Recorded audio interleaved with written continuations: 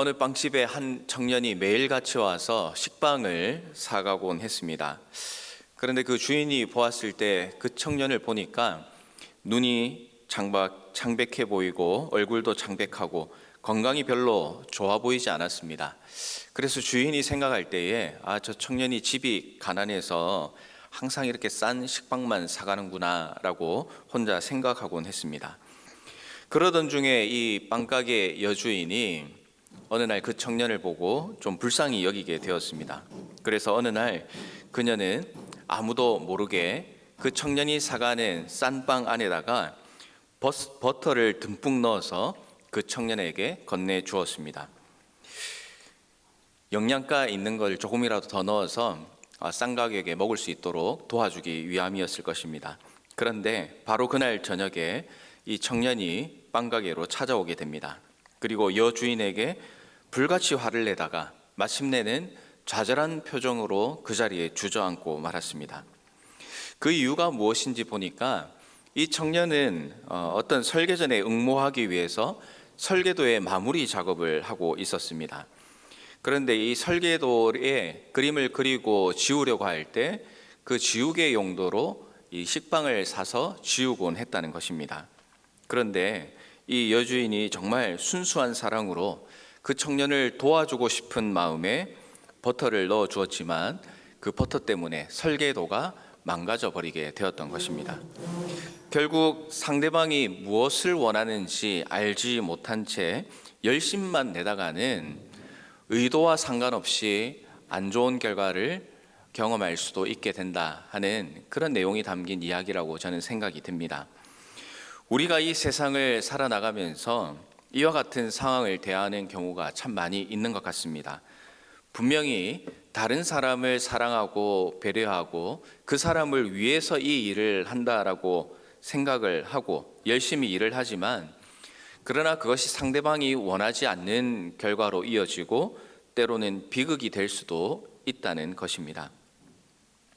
열심히 일하는 것이 좋은 결과를 얻기 위해서는 상대방이 무엇을 원하는지를 분명히 알아야만 합니다.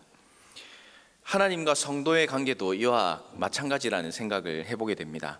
그리스도의 사랑을 입은 성도들의 마음에는 분명히 하나님께서 명령하신 일을 내가 해야 한다라는 그런 분명한 기준이 있을 것입니다. 또 열심히 해 나갈 때도 있습니다. 하지만 정작 하나님께서 나에게 무엇을 원하시고 또 이 사역을 통하여 무엇을 알기를 원하시는지 우리는 그것에 대해서 관심을 가지지 못하고 내 열심과 내 생각과 내 기준으로만 그 일을 감당해 나갈 때가 많이 있다는 사실입니다. 하지만 오늘 말씀드린 것처럼 우리가 열심히 하고 또 괜찮아 보이는 생각이라 할지라도 이것이 하나님이 원하시는 사역과 방향이 다를 수 있다는 사실을 항상 기억할 필요가 있습니다. 좋은 열매를 맺기 위해서는 우리의 이성적인 판단과 생각보다도 하나님이 원하시는 사역, 또 하나님이 원하시는 방법으로 그 일들을 해나가는 것이 너무나 필요합니다. 바울과 선교팀은 하나님이 원하시는 사역을 하기 위해서 자신의 생각과 자신의 마음, 또 자신들의 욕심들을 내려놓았습니다. 그리하여서 하나님과 교회로부터 인정받는 사역을 잘 감당하게 되었습니다. 그들은 어떻게 하나님이 원하시는 사역을 하였는지 오늘 말씀을 통해서 우리가 함께 살펴보고 또 우리가 하나님의 일들을 감당해 나아갈 때 혹여나 우리의 생각과 우리의 마음이 하나님의 마음을 그리고 하나님의 생각을 앞서는 일이 없도록 주의를 할 수 있는 그런 시간이 되기를 바랍니다. 오늘 말씀을 통해서 우리가 먼저 생각해 볼 것은 어떤 상황 가운데서도 우리는 주님의 일, 주님께서 맡겨주신 일은 감당해야 한다는 사실입니다. 1절 말씀에 바울은 이렇게 고백을 합니다. 형제들아, 우리가 너희 가운데 들어간 것이 헛되지 않은 줄을 너희가 친히 아나니. 아멘. 바울의 고백을 가만히 보고 있으면 데살로니가 지역에 복음을 전한 것이 결코 헛되지 않았고 또 헛되지 않은 것에 대해서 너무나 감사하고 있는 것을 발견하게 됩니다. 바울이 후회하지 않는 복음 사역을 하였고 또한 그 열심히 한 만큼 아름다운 열매가 많이 맺혔다라는 것을 이 고백을 통해서 발견할 수 있게 되는 것입니다. 이어서 2절에는 바울의 사역에 어떤 일이 있었는지에 대한 내용이 나타나고 있습니다. 2절 말씀입니다. 너희가 아는 바와 같이 우리가 먼저 빌립보에서 고난과 능욕을 당하였으나 우리 하나님을 힘입어 많은 싸움 중에 하나님의 복음을 너희에게 전하였노라. 바울의 선교팀은 데살로니가를 방문하기 전에 빌립보라는 지역에서 감당하기 어려운 고난과 능욕을 당했습니다. 사도행전 16장 19절부터 40절 말씀에는 이 바울이 어떤 일을 당했는지를 묘사를 합니다. 그들이 어떤 일을 당했습니까? 그들은 귀신 들렸던 여종의 주인들로부터 거짓 고발을 당하고 그리고 체포되었습니다. 그리고 강제로 옷을 찢겨지게 되었고 매를 맞기도 합니다. 발에 착고가 채워져서 옥에 갇히기도 합니다. 복음을 전하다가 폭력적인 체포를 당하게 되었던 것입니다. 복음으로 인하여 환난을 겪게 됩니다. 그것뿐만이 아니었습니다. 하나님의 은혜로 옥을 나와서 데살로니가에 도착을 했습니다. 복음을 전하고 또 열매도 있고 그 전하는 모든 과정들이 너무나 감사하고 기쁨 가운데 있었습니다. 그러나 그와 동시에 항상 끊이지 않았던 것이 무엇이냐면 바로 환난이었습니다. 고난이었던 것이죠. 사도행전 17장 말씀에 보면 데살로니가에서 복음을 전하던 장면을 기록합니다. 바울이 성경을 가르치고 복음을 전합니다. 놀랍게도 경건한 헬라인의 큰 무리와 적지 않은 귀부인도 이 복음의 권함을 받고 바울을 따랐습니다. 그런데 5절부터의 말씀에 보면 일부 유대인들이 시기하여서 불량한 사람들을 데리고 옵니다. 그리고 성을 소동하게 하고 이 일로 인하여서 바울과 실라는 밤에 그곳을 도망치듯 떠날 수밖에 없었던 것입니다. 복음을 전하다가 옥에 갇히고 복음을 전하다가 도망도 가고 도무지 알 수 없는 일들이 이 바울과 함께했던 선교팀 가운데 일어났습니다. 복음을 전하는 것이 기쁘고 분명히 열매도 있고 감사도 넘쳤습니다. 그런데 현실은 어땠습니까? 폭력이 있고 시기하는 무리가 생기고 질투하는 무리가 생기고 강압적인 일들이 일어나게 됩니다. 범죄자가 아니었음에도 불구하고 범죄자와 같은 취급을 받게 되었던 것입니다.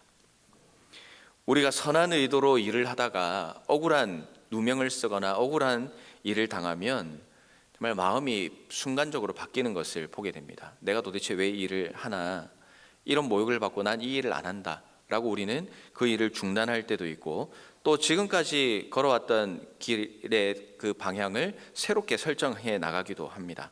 그것이 어떻게 보면 너무나 당연한 일이라고 할 수가 있습니다. 복음도 어떤 면에서는 그렇습니다. 주님을 위해서 주님 사랑하는 마음으로 복음을 전하고 또 주님께서 맡겨주신 사명을 정말 기쁨으로 감당해 나아가는데 고난이 주어지고 어려운 상황이 주어진다는 것이 참 우리가 인간적으로는 받아들여지기가 어렵고 또 이해하기도 어렵습니다. 하지만 바울은 그런 상황에 처해 있음에도 불구하고 지금까지 걸어왔던 복음의 길에서 벗어나지 않습니다. 바울이 그렇게 할 수 있었던 비결이 무엇이었습니까? 그것은 바로 오늘 본문 가운데 기록되는 것처럼 하나님을 힘입었기 때문에 그렇습니다. 하나님의 능력을 힘입으면 어떻게 됩니까? 4절 말씀에 기록되는 것처럼 오직 하나님께 옳게 여기심을 입어 복음을 위탁받았고 우리 마음을 감찰하시는 하나님을 기쁘시게 하려는 마음을 가지게 되고 그런 마음으로 복음을 전하게 된다는 사실입니다.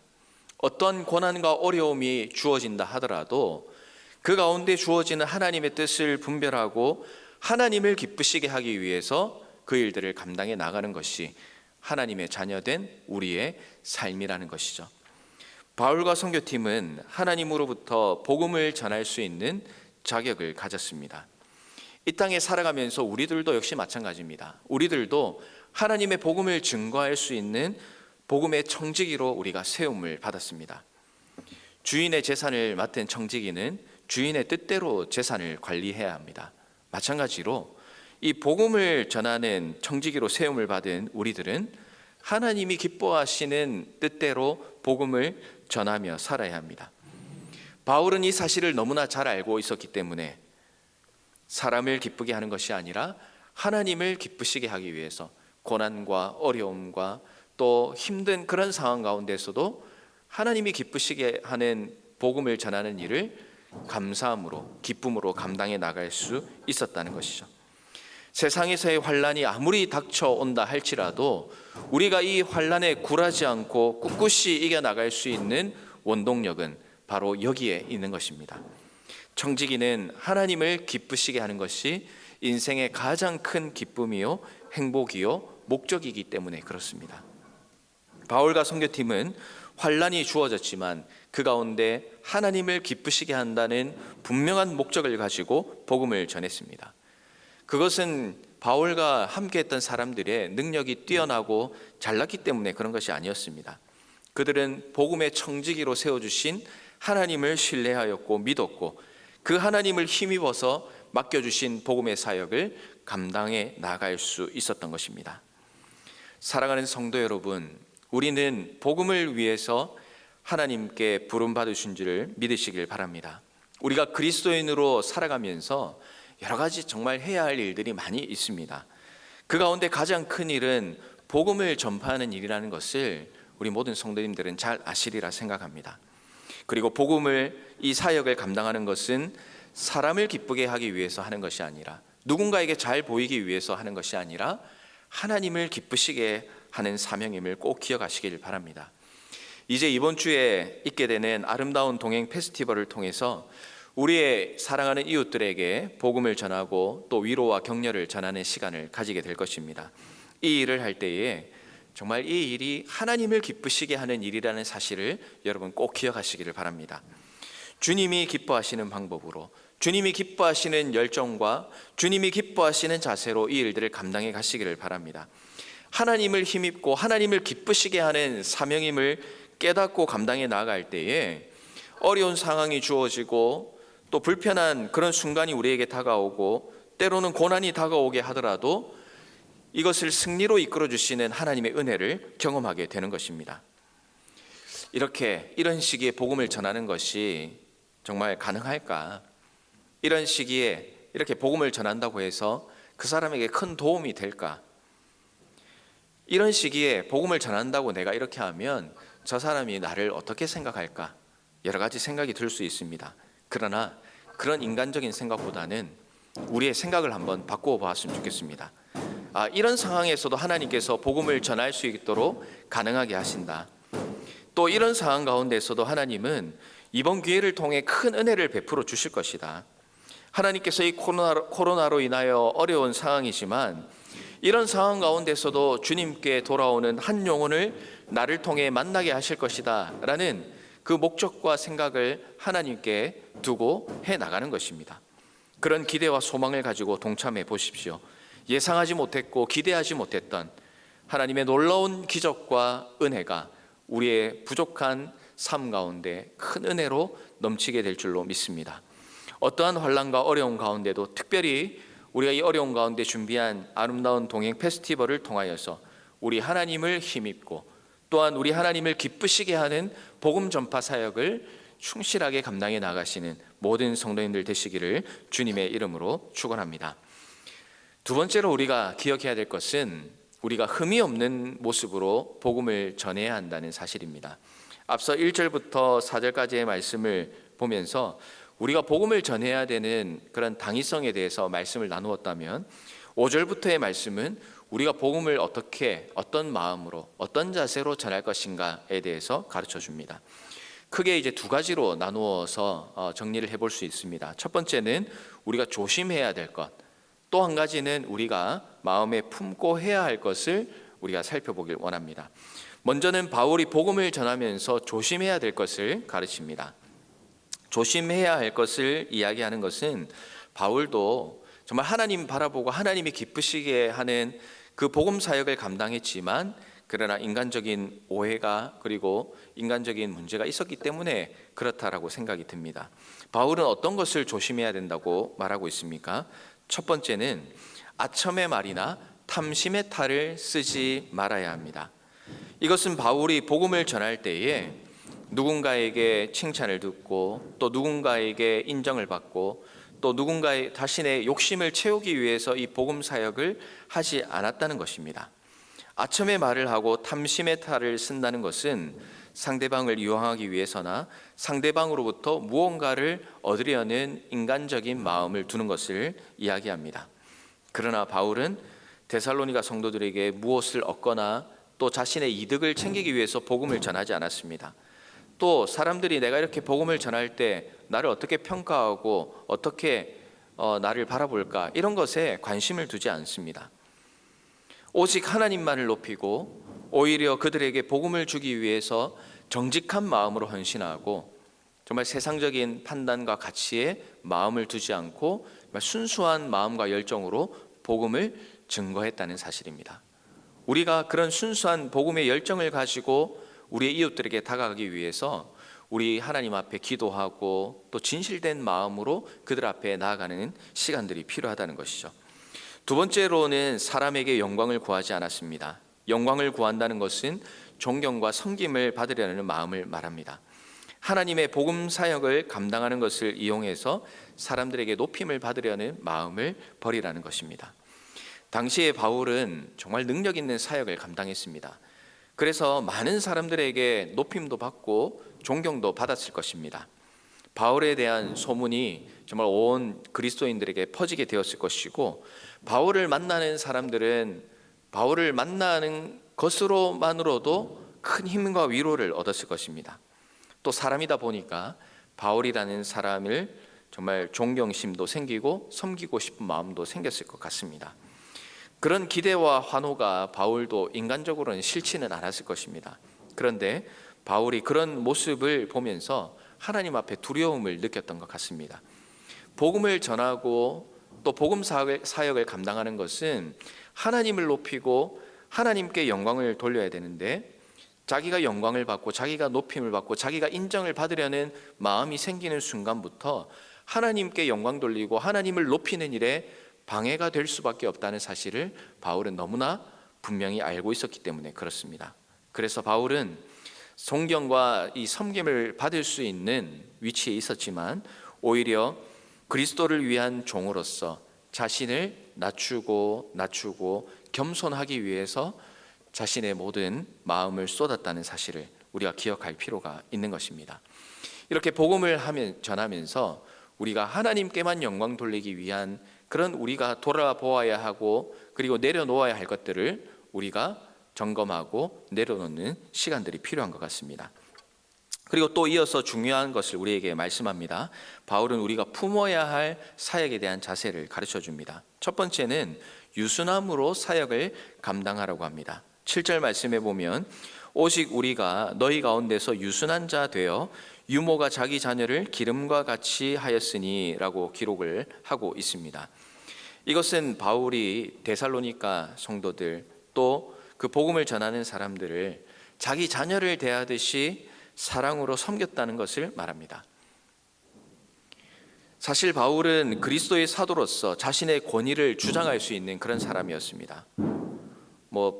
복음을 전하면서 재정적인 지원을 요구할 수도 있고 또 거리낌 없이 부탁할 수 있는 그런 위치에 있었던 그런 사람이었습니다. 고린도전서 9장 14절에 기록된 것처럼 복음 전하는 자들이 복음으로 말미암아 살아갈 수 있는 그런 것들을 요청할 수 있는 권리가 있었다는 것이죠. 그러나 바울은 그런 권리를 사용하지 않습니다. 데살로니가 성도들을 사역의 도구로 사용하지 않았습니다. 자기의 자녀처럼 그들을 돌보고 사랑하는 마음만이 있었습니다. 우리가 어머니의 사랑을 희생적인 사랑이라고 하지 않습니까? 자신의 유익이나 계산에 따라서 자녀들을 사랑하지 않습니다. 이 아이를 빨리 키워서 돈 벌게 하고 내가 이 아이한테 투자한 것보다 더 많이 받아야겠다라는 생각을 가지고 자녀를 양육하는 부모는 없으리라 그렇게 생각을 합니다. 자신의 권리는 포기하면서 사랑으로 아낌없이 베풀고 아낌없이 부어주는 것이 바로 어머니의 사랑이라고 할 수가 있습니다. 우리가 복음 사역을 감당할 때 우리도 이런 유순함을 가지고 또 어머니와 같은 마음을 가지고 사역을 감당해 나가야 됩니다. 생색내는 사역, 계산하는 사역이기 이전에 그리스도께서 우리에게 베풀어 주신 그 사랑을 조건 없이 계산 없이 정말 진심을 다해 전하는 그런 마음을 우리가 가져야 하는 것입니다. 그렇게 될 때에 우리는 사람들에게 부담스러운 자가 되는 것이 아니라 유순한 자로 다가갈 수 있습니다.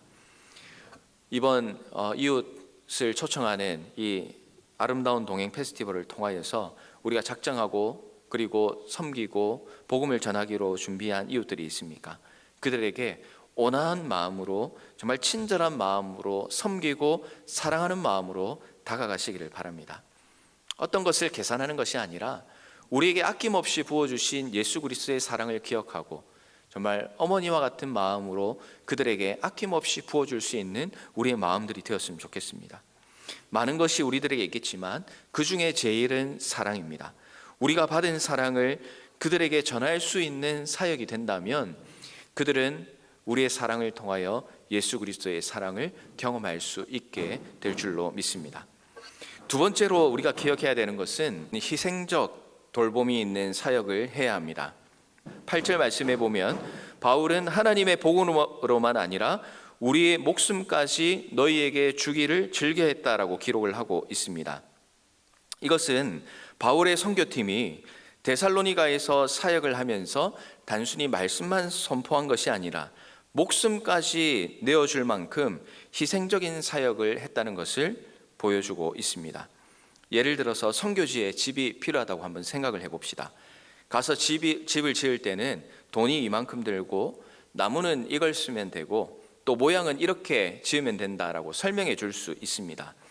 그런데 바울이 이야기하는 것은 그렇게 설명하고 끝나는 것이 아니라 가서 함께 나무도 알아보고 집질 터도 한번 돌아보고 그리고 자재도 날라주고 이렇게 함께 사역을 감당하라는 것이죠. 시간도 들고 또 내가 가진 돈도 들 때도 있지만 이런 희생적인 사역을 해야만 아름다운 열매를 맺을 수가 있다는 것입니다. 우리나라에 복음이 들어온 것을 한번 생각해 보십시오. 누구도 이 땅에 복음의 물결이 휩싸일 것이다 라고는 쉽게 생각하지 못했을 것입니다. 그러나 목숨을 걸고 희생적인 사역을 감당했던 선교사님들의 복음 사역으로 인하여 하나님의 은혜가 대한민국 땅에 임하게 된 것을 우리는 너무나 잘 알고 있습니다. 지금도 역시 마찬가지입니다. 우리가 복음을 들고 가는 그곳이 바로 선교지입니다. 우리가 믿지 않는 이웃들에게 복음을 전하는 그곳이 바로 선교지인 것입니다.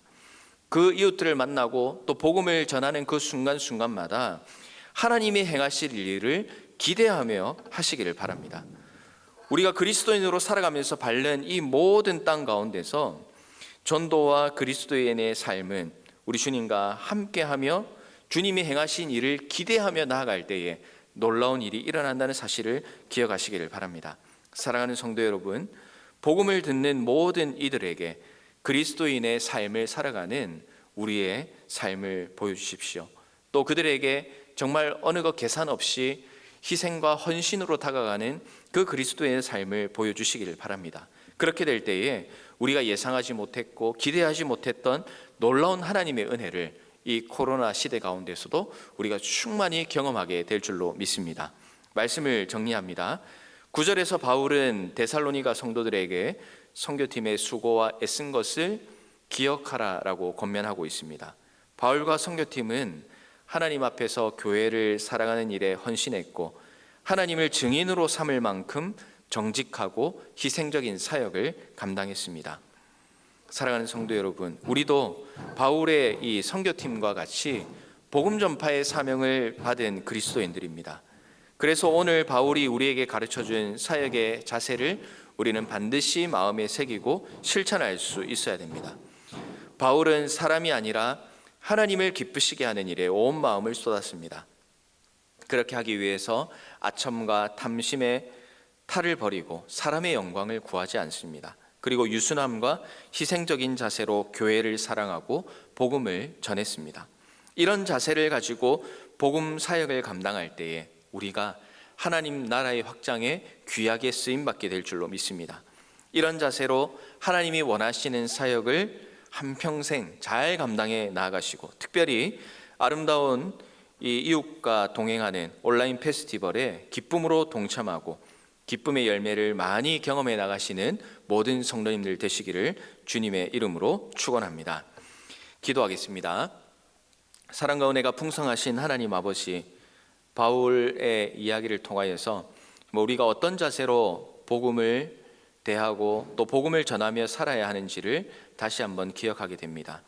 하나님, 어떤 상황과 어떤 어려움 가운데서도 우리의 생각과 우리의 관심과 우리의 목적이 어떻게 하면 하나님을 기쁘시게 할 수 있을까 하는 그런 마음이 되게 하여 주시고, 또 주님이 우리에게 맡겨주신 사명을 감당해 나갈 때에 정말 사람의 생각과 사람의 계획으로 하는 것이 아니라 정말 하나님이 주시는 계획과 하나님이 주시는 마음과 또 하나님께서 우리에게 보여주신 그 희생적이고 헌신적인 마음으로 주님의 귀한 사역들을 감당해 나갈 수 있도록 하나님 은혜를 더하여 주시옵소서. 이번 주에 저희들 아름다운 동행 온라인 페스티벌을 진행해 나가게 될 것입니다. 각자 있는 자리에서 또 하나님께서 우리에게 보내주신 이웃들을 향하여서 정말 헌신된 마음으로, 사랑하는 마음으로, 희생적인 마음으로 그들에게 주님의 복음을 증거하고 또한 그리스도의 사랑을 전할 수 있는 우리 모두의 삶이 되게 하여 주시옵소서. 살아계신 예수님 이름으로 기도드립니다. 아멘.